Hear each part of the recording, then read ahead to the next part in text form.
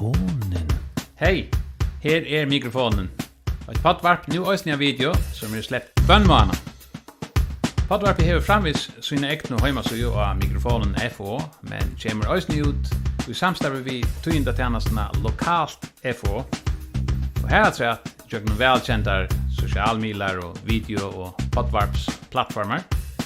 Vi intervjuar personer som har spännande vidan att dela och ettla avhörda meningar om inte bara kvar som helst. Mikrofonen partabilist ohäft och bäge fjöldtotta och upplysande. Östning i mån till kvar som framme och i tøyen. Jag är det Boetid. Välkommen.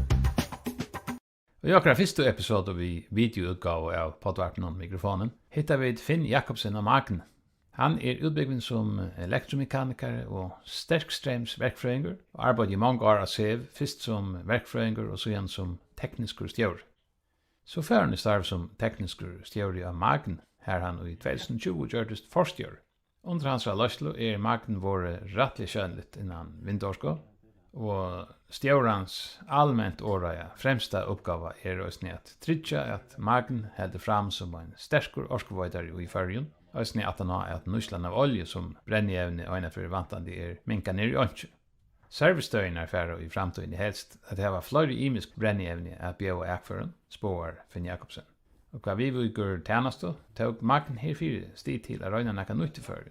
Nämligen att det var servicestö öppna allt samtögre, alla vikorna. Detta är att när det ska vara kunna få så en kopp av kaffe och kanske köpa också småvis in. Kan möjligen vara vitla flita förjar och ett fett fram som nymötans samfälla.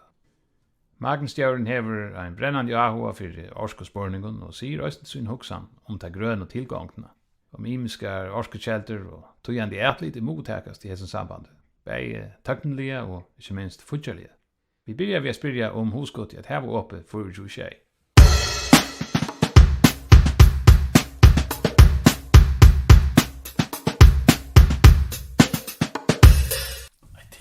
Det har vi också en faktiskt en rummatøy. Och tanken simpelthen att hacka tennastøy. Det grundtanken av det och det en stø som ligger øyelig centralt. Och här nekkfersla och det som vi visste det en nekkfersla om måttena. Och tog valgt vi det att göra det som en rönt att vi öppnar i ringvägen allt samtøkeren fra 1. maj. Så nu där var uppe en månad. Och det har alltid visst att det är sjön det har inte sån aktuell än alltså men det visst att det är att för en vikskiften näckvicha och mitteviket är och det visst alltid att folk hade inte väl mot. Det är gott och när jag hör när jag vill mer sig till det alltså jag har det syndrom om hur sagt det man måste ha vad det vi halvdags level och allt det inte krambalash man upplever det. Inte ända för den alltså det är alltid det är bara positivt alltså fast kan det är faktiskt något näck som arbetar på nattna och isna näck för en arbetar helt fram till klockan 3:20. Så har det möjlighet att vara in och köpa sig en kopp kaffe och vi hem arbete och näck möta klockan 6 och ta sig till en vis att för att bo i Arden det ska möta alla arbets. Så det som arbetar så skiftevakten hur har vi givet dem en möjlighet att det kunna till för arbete och så är det näck som mest har lagt mest till som har så visst om nattna och ha möjlighet att bo och så är det en näck som börjar tulja. Bei överflottningar och andra som kan det färra fjärvera ut till kunden ta det öppna och tog blir det en tulja. Så allt håller vi det till värst och nu har det sett såna här månader till att prova det av och få tullen skulle till att ta den till att kan vi så skulle göra.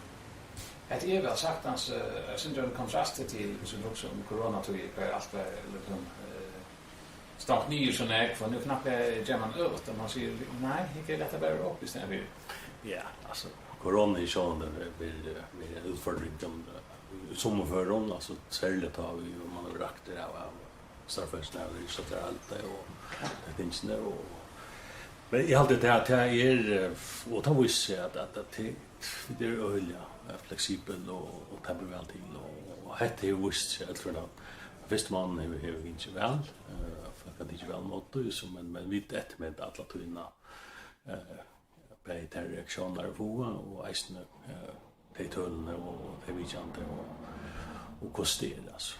Själva det då man öppnar resten måttna så tekta sjön det ästen näka från det någon och det alltid man kan se att nu pjus folk ska skunda sig är klockan 11 till det vita till uppe så kanske där sista timmarna där minka men så känd att där första månaden och kanske de som står nästan boja i hornet planche de kommer så ta så det här som vi förfilja vi hur vi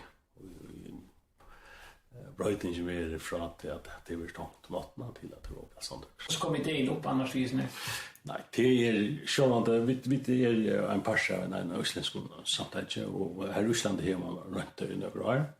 Och så det vill debattera flera för om vi skulle pröva det och men alltså vi tar flera för hooks om det men vi helt nu var allt för tydligt att röna det. Och så tror jag har sett några månader avklarat att pröva det.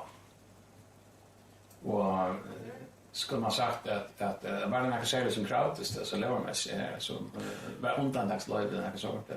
Nej. Alltså det är så att vi television kan det väl och till när vi stötta handlon och hur kunde ha upp och som skulle följa av sån läreklom och så till tant lårtexten det kan jag väl vilja och ästen vi skit omkring startfälsen vad lön och det inte så jag följa ut det time och så allt vid att det var från första maj. Ja men det var avvärst så jag skulle för Erika. Annars det var nog snack vi tog in om marken till döms det vi att det kanske var in till chauffören kanske en några utligt där vad kan man säga här? Nej, det alltså vidare pasta av Kjelljon är ett börskassat fälla så till begränsat att man kan uttala sig det är så att allt ska omvis börsen. Men det här allmänna utmeldingar som är varit det är det att nu är det 19 juni ta kommentarer som jag har att köpa mat kommer vi en boje och det är så det som man har sett en professionell till att hantera det tingen och så vill det tidstöv att det är mer inte att säga och det att man från Kjelljon så har valt att lägga till att fälla som ett kvigabank till att hantera det tingen för Kjelljon för makt. Vi tar tid om det är några av mittelföringar att nej, alltså vi tar slags inblandade utan vi kör det som näsla som fyrtöka så har vi kör framlagt allt det tillfär som vi det bit nummer framlägga till en sort och det har vi så det allvera och annars är vi inte inblandade i köpprocessen. När Kjelljon går det här dödsfället så själv, Royal Dutch Shell?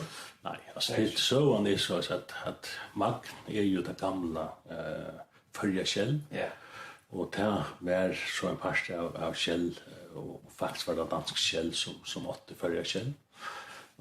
Och dansk Shell var så åtte av hus Shellfällan. Kjelljon är eisne en part av det gamla, alltså det var det isländska Shell. I gamla tiden och så blev det för några år sedan så blev det outgjort att man sålde det ifrån. Och så Kjelljon blir helt att namnet. Men isländska och ta är Kjell spjujas. Nej. Och Magne skiftade namn till Magne i samband med det så vi är sprottna ur Kjell och vi har och vi dumpar stadig Kjell att space miljö och andra ting så till Öland som stadigvæk er Kjell vi akkurat upp. Men man vet inte om oljan man köper från det om man väl är försäljare. Själv oljan hon sjön köpte av mer smarta. Men tackar vi till produkterna så smörjolja och det inte det till en kärnprodukter. Men det som man fär till gasolja, till diesel och bensin, det har vi köpt av havsmarknaden. Men det är också avvar i vanlig orskkällor eller grönare orsk som det vill kalla. Och det är inte av en tillgång till i följen, vinter och annat. Kvärt tycker att det har vi så nöjligt här. Ja, mitt nu kan jag se, jag kommer ju från SEO, att han är nu känner att SEO arbetar vi orske med vartnamn Löve och så kommer on här och tar till makten i stöd till att makten i framtiden tar vi kör 2030 eller tar man kommer här till att man ska bruka olja mer av landet så inte makts framvis att vara ett orskfälla och att man kommer till det ska det vara makten till framtiden så det var det som tillträck med sen där skiftet om man här och är vi till kunde man vara en så tydlig part av orske vitingen för i nästa framtid. Så vi tar fokuserar särskilt på vindorskarna. Vi tar bjöa på till utbildning som är och vi vunnit det ena uppe i Flatnia. Så vi är nu akkurat vi sista parten av fyrräkningarfasen till affär att börja att sätta där vindmöller upp. Så det som Atlant till jag för att göra vägar och fundamenter och länsarbete och allt det så och så tunga komma där med vill sätta upp och så får vi framlägga orsk. Först att vi det framlagt till SEV. Vi innan det så SEV och till tatach. Det är en stor rolig va? Ja, det är ungefär 100 miljoner som vi brukar vi hässen och det här vi har så för nya samstarv i Löv som är samverkan nu i Tuffeland. Löv är med större parten tar 30% och vi där 4%. Vad kan man säga om tar man hör om nu är det en bakgrund innanför SEO och sen så det har inte förutsättning och ganska kan svära på det men är också ofta man hör ofta en invändning mot vinden och det är att ja men bättre till att gå med det att orskarna för kan man kostja man det eller är det stadigt så som man tror att man kan välja få ta det inte vinter utan näka vinter för man jauna då på näka mat för man går till batterien eller något så speciell teknologin här. Ja, det är den stora utfordringen vi vindorsk. Alltså vindorsk kan du kan spela så hon är bara till tyr och så att man har näkra prognoser som säger att det blir och lusta utdorsk så kunde det se näka fram. Men du kan inte planlägga en lång tur ska ju inte. Tui är det området, men hiven är det en så stor orskkälte för. Tui är området där man får till altar. Och så tar nästa utfordring till att få henne gömta eller brukta.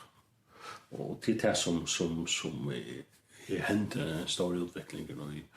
Det är också nu flera år om att göra pumpeskipan. Det vill säga man pumpar vatten uppåt i fjällarna, virkingar, och så går man här till åndsvinter. Till den stora gömslotten.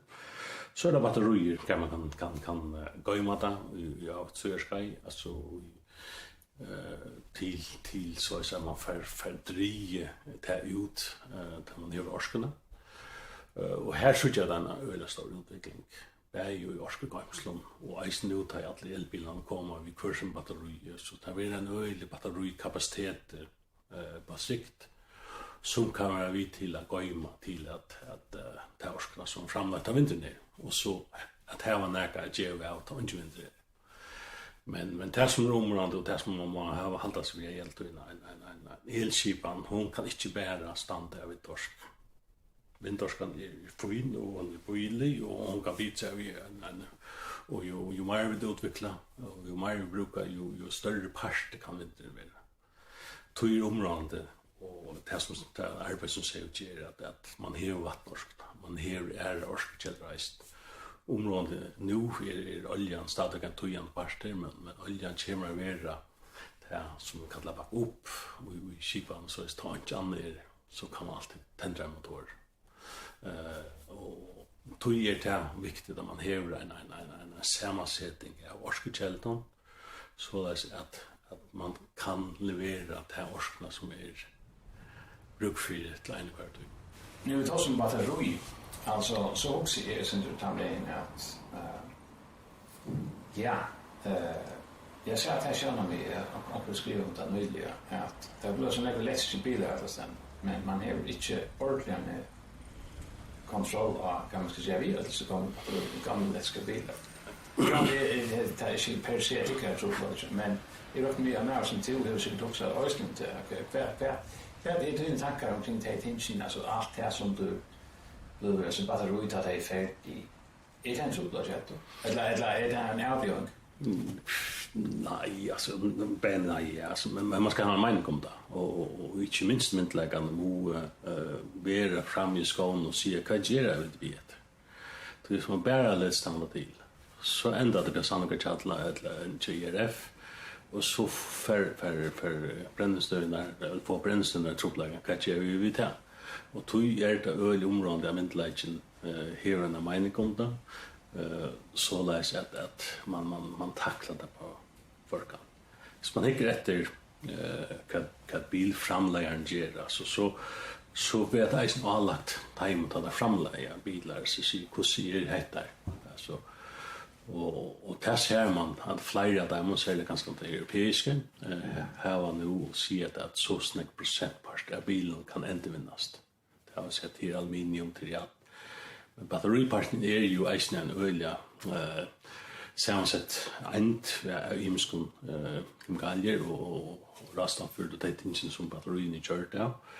Men det nytt och hur hanterar man det? Alltså det ölja som det är evner som trubla för fettra, det har sett till en begränsad resurser och tog händer en ölja stor utveckling i times. Och det är inte för nu där står det ganska så det ganska där står tyska och grejer bilframläggare som nu har sett allt in på att utveckla något som kan överleva eisen på sikt. Så inte man plötsligt kommer här till att nu det här kältnar tomar för raststoffer till som man brukar batterier. Men området säljer att midlighten gör sig grejt. Hver skulle hisse batterien. Det vill säga att bilar har kors till hans skal, eller han finns skia och det har känt under räk. Hver skalan så ska han bara pressa samman eller hur det. Och ett som jag också är det nämligen Tyskland där, ja. Ta över Aberdeen i mitten 8, 9 och 12 cirka. Så där är också en stämning all energy till tons. Ta ett utställning och konferenser och sånt och så minns jag en framlöv om print. Ja.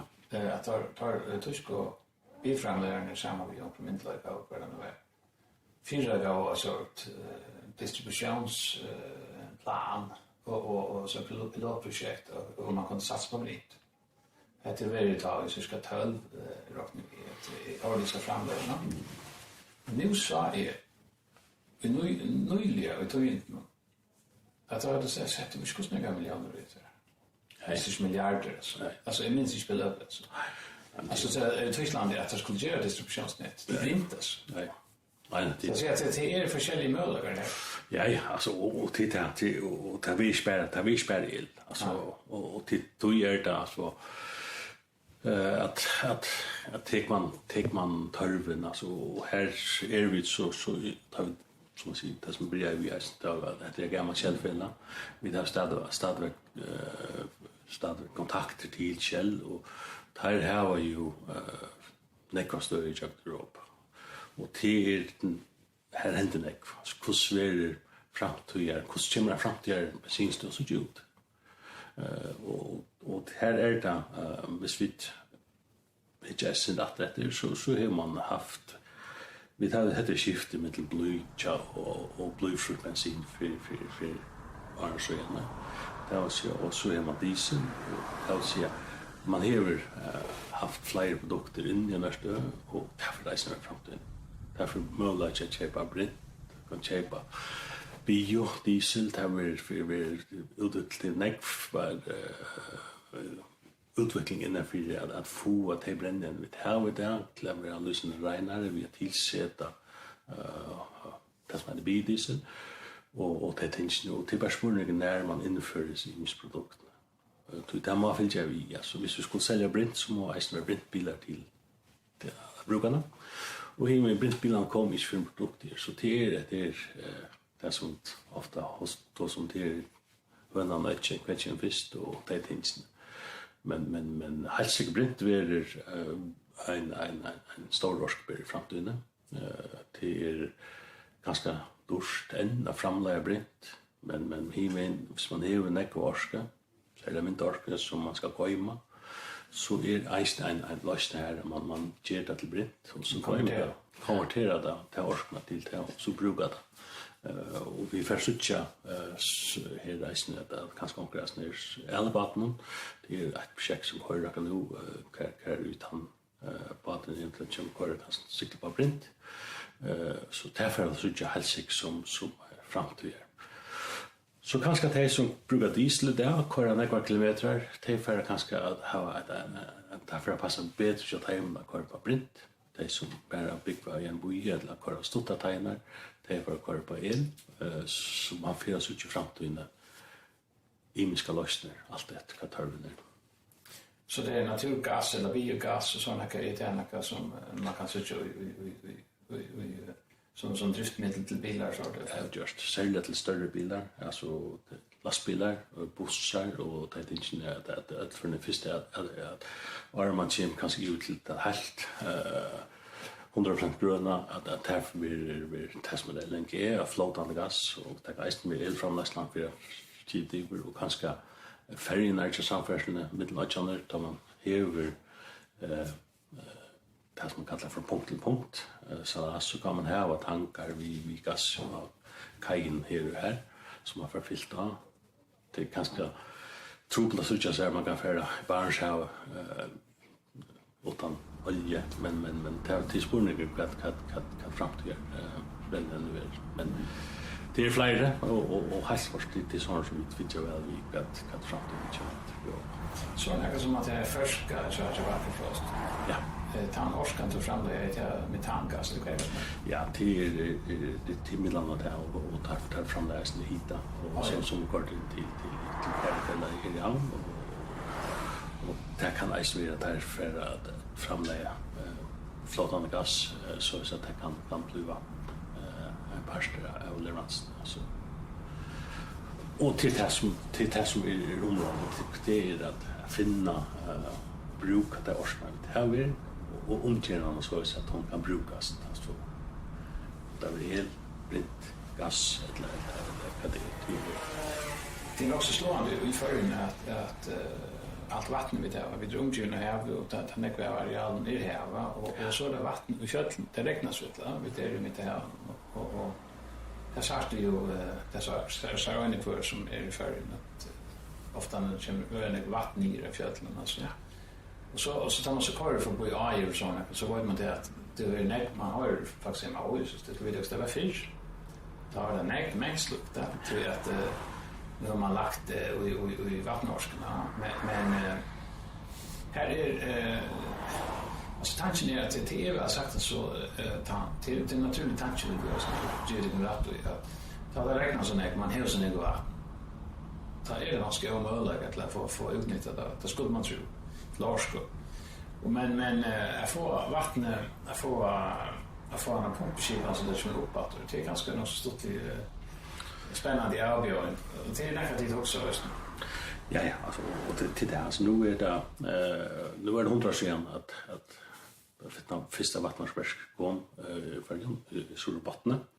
Det alltså bitförgar har känt till att få bruka vattenverken till elframlegsle.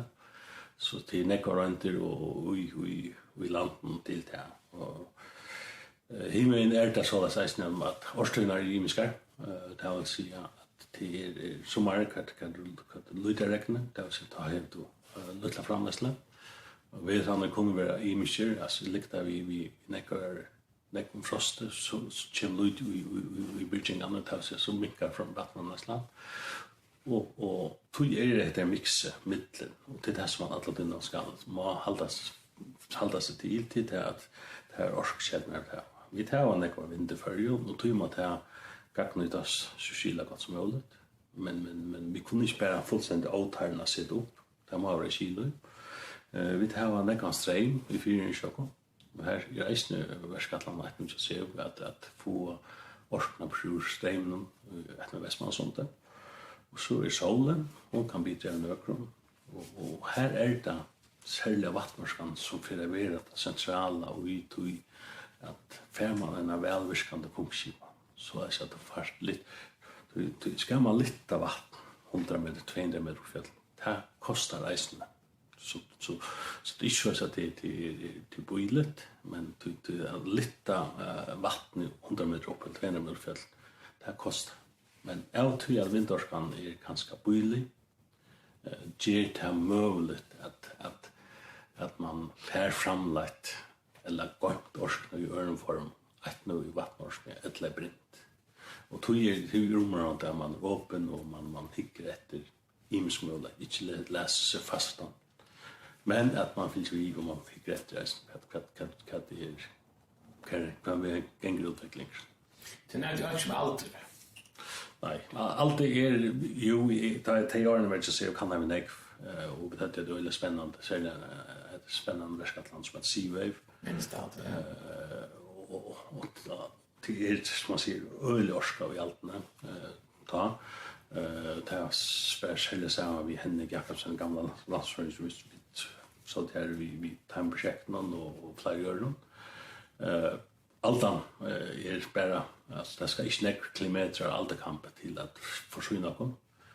Men det är bara en så kraftig orska att hemja att det är till spårningen om man färdig och så man blir tid det är flera verskatland en gång och tog är helt lost alltså tog vi har så rytslorsk runt om vapnen ganska ofta och i såna gårska att det är utfordringar att få tillfälle få material till att halta till det inte.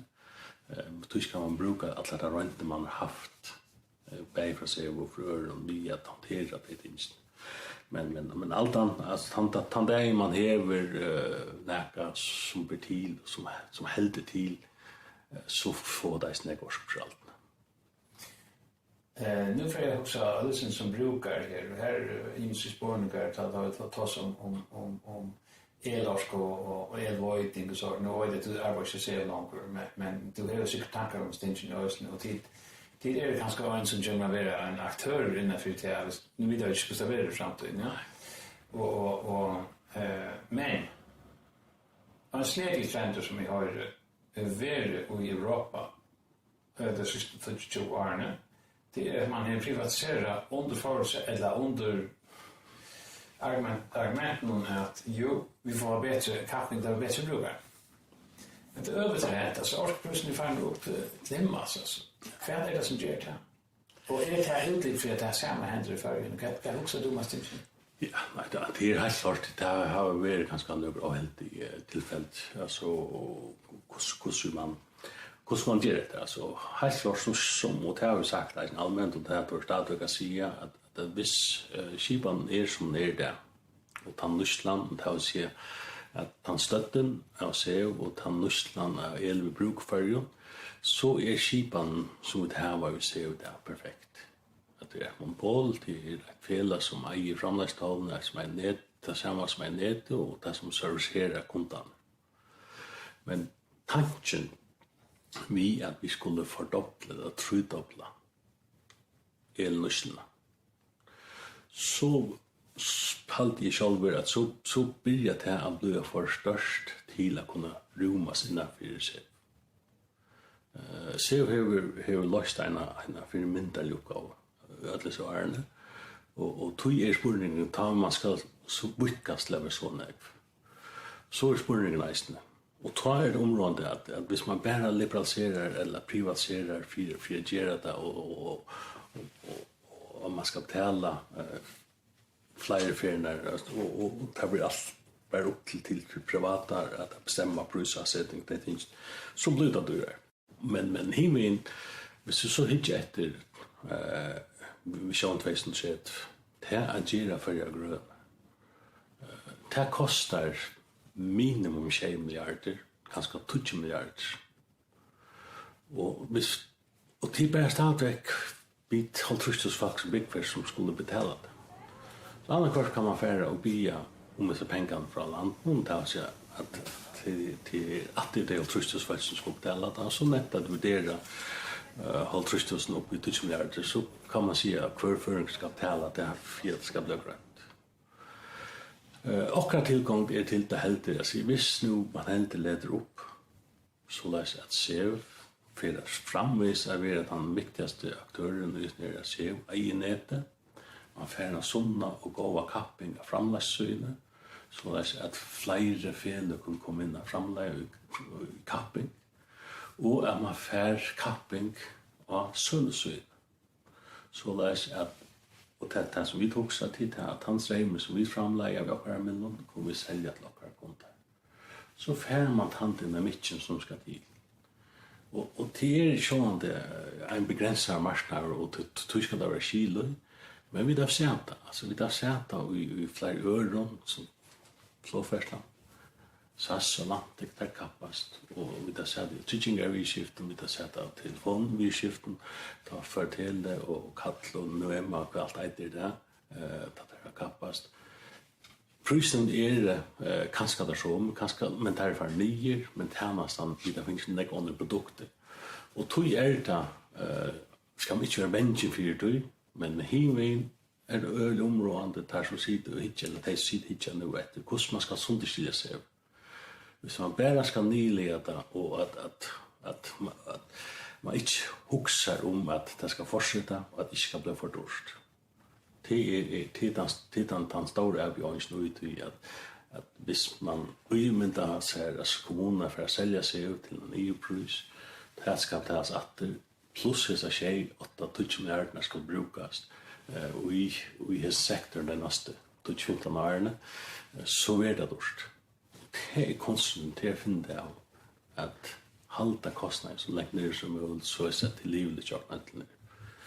Det är en stor part av årskonösterna det är ju vinna som brukar anna och betala det och så är den stora parten till och i det är ju med parten av upphittningen är vi all och det är det som ska konverteras. Är det orolig om att det kan bli som det är politiskt ofri omkring det vi har liberaliserat elmarknaden? Nej, det är slett spänsten. Alltså, tog att ta man gör det som matar vara skil. Alltså, tog att himmel, hvis det inte är skil, så syns det bara på en väg. Så är det mörkt eller kallt, eller det är dingsna. Så det är så mycket vitalt för det förska samhället att det har tillträck här till skiparna på politiska och ämbetsverk att man får inte att göra något som inte är halvgott. Halvbart och tog färda ver men det som man kanske kan vara losing bench för det är att man inte tårer att göra lösningar så att det blir till. Det har sett här för en kompromiss till att man ska få den flexibiliteten som är till att det ska bli till. Det är ganska en 18,000 oljeföringar i landet med det. Visst det skulle ju konverteras till hittapumper eller fjärrhita eller andra ting och ta fer man in helt alltså in chatland chatland och ta sig till näka som för en familj för en husägare må ta stöv till och ta sig till samsons det väljarna politiker som bestämmer så det blir ju ofta såna kostnader tåra vid eller kostnader ska man lägga och det betraktas som skatter eller kostnader inte. Där kan man ganska eller vi är ganska synder. Det är ganska så politiska risker här. Ja, åtolna linte till ofta att det händer för lite, det händer för det gäng för sent och det inte och man ser riktigt sucha det framskritt i forhold til televisioner som politiker har Men himen, alltså det kan inte, och vi tar ju eisen efter mark, vi chatte ju dem en part av dem, som några den förande när för hitta lösningar, vi fjärrita, eller vi gör hitta och vi hittar pumpen och den tingen, så här finns jag ett eisen med vi och är klar till ta det stora boom över ta man fyra kvarter. Hur ser annars för kappingen och här är flera marknader och att det hushållene alltså varm till hushållene och dejtingen. Ja. Här är mer vidans två aktörer största att det är tid och FO och så är det bilarna och tar det på samma mat till tid som här var tar för större som är marknaden. Så är det så cirka 50-50 eller hur ser det? Ja, det är till alltså och kanske inte skifta näka men det ligger det är en dubbelmarknad som är tvåbyte alltså. Ja. Och det är inte optimala för capping men vi får att för en till bättre än monopol. Ja. Och färs ut och hinner alltså så ta som hit sätter som marknaden till här är så på att det flera och det är området där man fär eisen ter mekanismer til å bære til, så at her løsner som vi har gjort, at her halta. Det at skulle gjøre og skifte alle disse hidaskipene, da skal man være sikker ut de ting man gjør, at eisen, at det ligger, vi har jo før haft nu, rønte vi alle for å kunne gjøre nek herrens år, og til nek man slik hukser om, man skruvar för det här vatten och så är det hett vatten här och det är hett vatten eller det hit i radiatoren och det kommer en service när från var eller kicket och så kommer en tankabilder av fylltanka och mega last och det är inte och det är som vi skulle få en vi och i tanutskipan.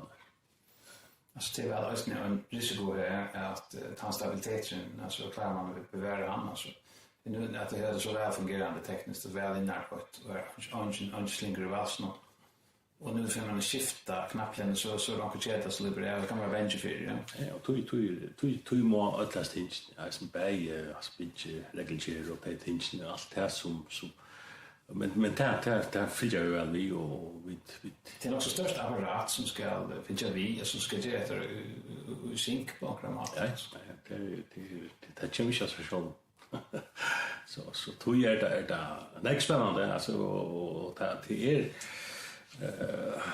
och tror jag en shot så det sätter nu bara nu kör efter och det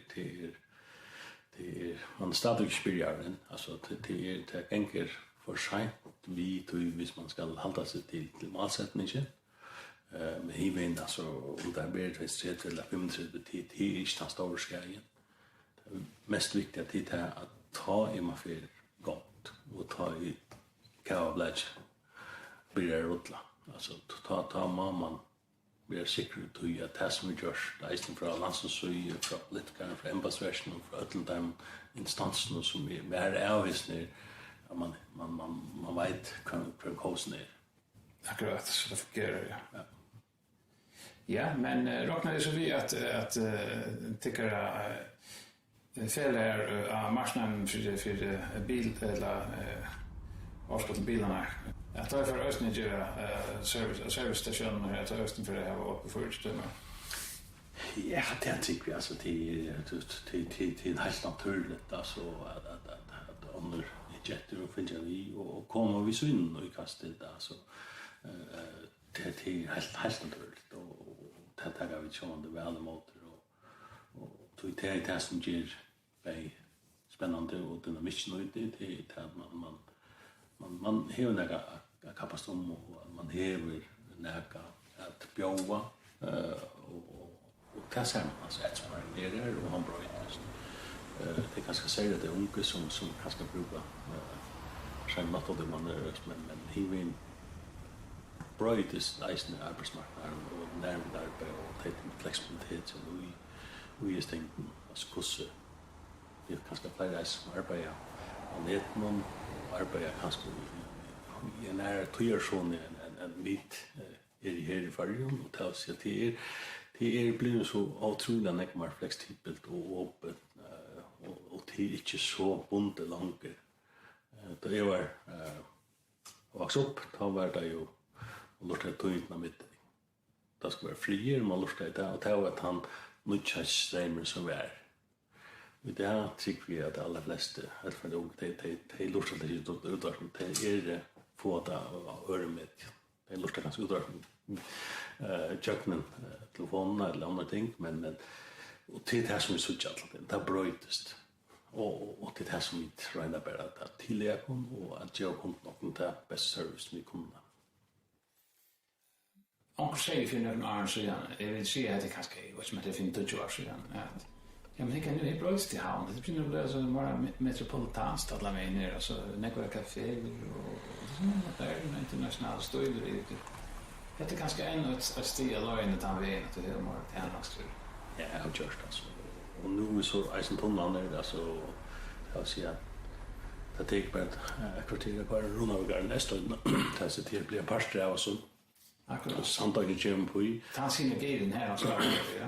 Och det så det är nu förr blir minne och tattar och det så det kött det går jag vet inte att det går klasskan till Eisen månaden stötte kvar klasskar det så ödsna är tattar nytt och tui det helt först alltså att grundarläge under att driva sin flyers mission ta väx.